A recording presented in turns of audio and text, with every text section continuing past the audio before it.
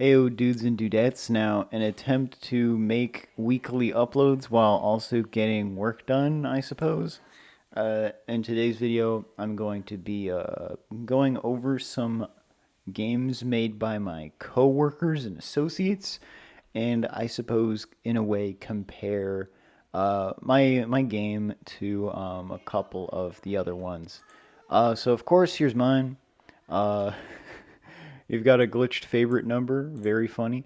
We have 5,000 visits, and yeah, it was only I made it on the 11th, and today's the 16th, so I made it 6 days ago. So that's about 1,000 visits a day.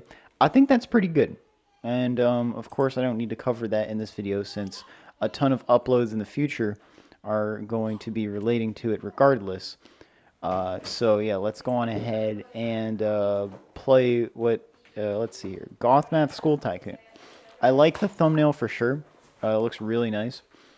Um, it was created on the 4th, and it's only gotten 46 visits. So the visits not the best, but I suppose it's pretty good. We'll give it a play, and we'll see what it is. You feeling good, Minnie? Got my little sister in the same room, so it's okay. You doing okay? Okay, she's okay. All right, so it seems to be a pretty standard tycoon.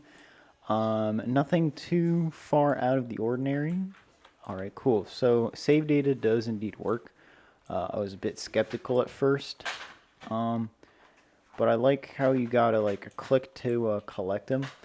Kind of makes me wonder what happens if the thing overfills. Definitely something a player might want to think of an experiment with. So that's a cool feature. And these books are being turned out way faster than I could ever click. Ooh. Oh, it has to touch the white. That's interesting. So it has to touch this white box first before you can collect it, which is, I suppose it could be an issue, but it's not big enough of an issue to really mean anything. So yeah, when you initialize the thing, you just like kind of do some stuff. So 9, 8, 7, 6. That's like 6, and then that creates a book. In terms of gameplay, you just answer these questions over and over again. So of course the answer to this is 5. So that's basically the entire game right there. And then when you accrue currency, you just touch these buttons, I'd assume. The same thing I did with this dropper here. So I guess that's all I really have to say about the game. Presentation and stuff, it looks pretty good. It's not the worst. I've definitely seen these textures somewhere before, but you know, that's all right. Is there something I can explore or something? I suppose one thing to check out here is to see if there's any value in exploring. But it seems like we've got some dummies here. So I guess not. I'm gonna give this game a, I want to say, I'm gonna give it a 6.4 out of 10. Pretty good. It definitely left in some development features. They're for sure in the middle of some sort of update by leaving these fellas here. But yeah, I'm not sure if there's anything on the other side of the street, or is it just for one player? Oh, server size is 1. Wow. Okay, so this game has the intentions of only letting one person on in a server. Mildly concerning since it is a majority multiplayer game, but that's alright, I guess. So cool. And we'll move on to the other ones, which are in the other groups. So we have Goth Math here. So we're going to check out what they got here. So I think it's Goth Math _ homework help. This is where the other ones are. This one I made, not too proud of. I'm going to give this one a 4. A 4 out of 10. Actually, probably a 3. But this one doesn't have a thumbnail, surprisingly. That's great. The server size is 50, and it has what is it? It has 4 visits. 4 visits. All right, we'll check it out. Okay, there you go.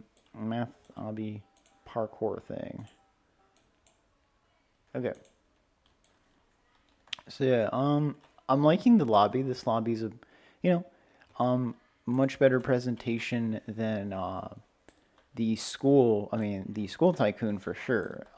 Not saying that the thing was the bad because like I didn't check out the entirety of the tycoon, but I'm just trying to get a general gist of gameplay, so I won't hold that against them. But right off the bat, the first thing here is microtransactions. I thought the purpose of the game was just for advertising goth math and not making personal funds, but you know what? That's okay. I suppose I can augment some payment feature into my game later eventually. Not really on the plan by any mean, but I suppose so.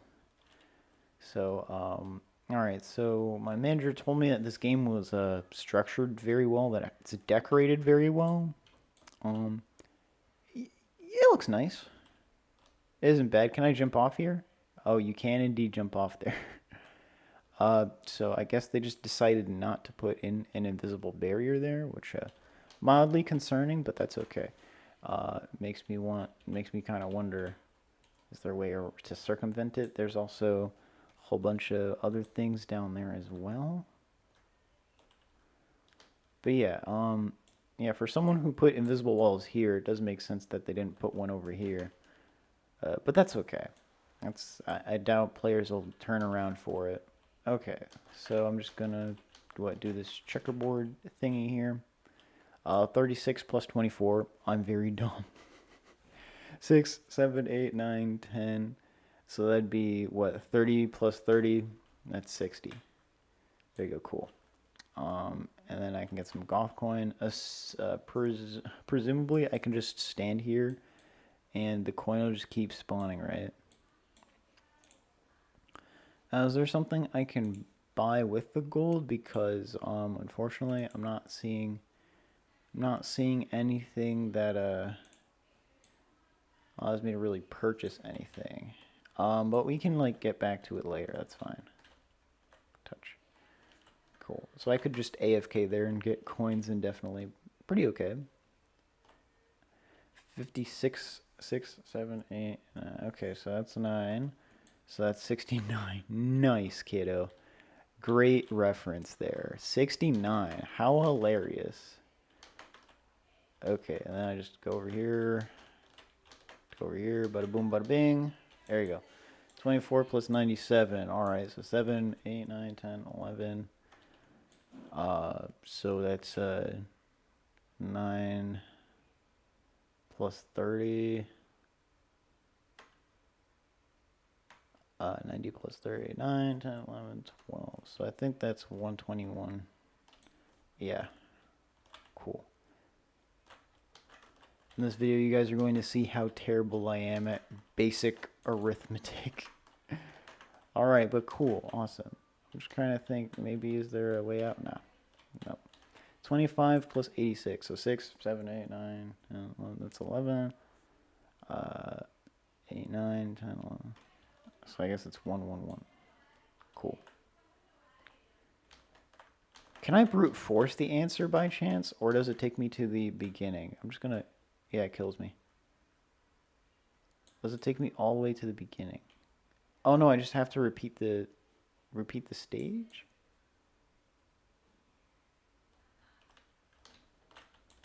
Skip for 10. Oh, I can click skip for 10 goth gold. The skip for 10 goth gold doesn't work. Wait, hang on a second. How am I supposed to... Hold up a second. How am I supposed to do this? Oh, okay, cool.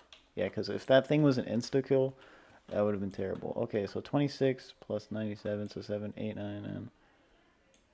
Alright, so I think we have the basic gist of the game. It's pretty fun, for sure. The structuring is pretty good. It doesn't feel too complete, but it feels pretty awesome. It's pretty cool, I guess. Things just kind of feel a little thrown together, but I think that's an upside. Kind of gives it bit of a randomized feel. I like it. I'll give that thing a like. And I think that's it. Okay, so yeah, Goth Math Gauntlet.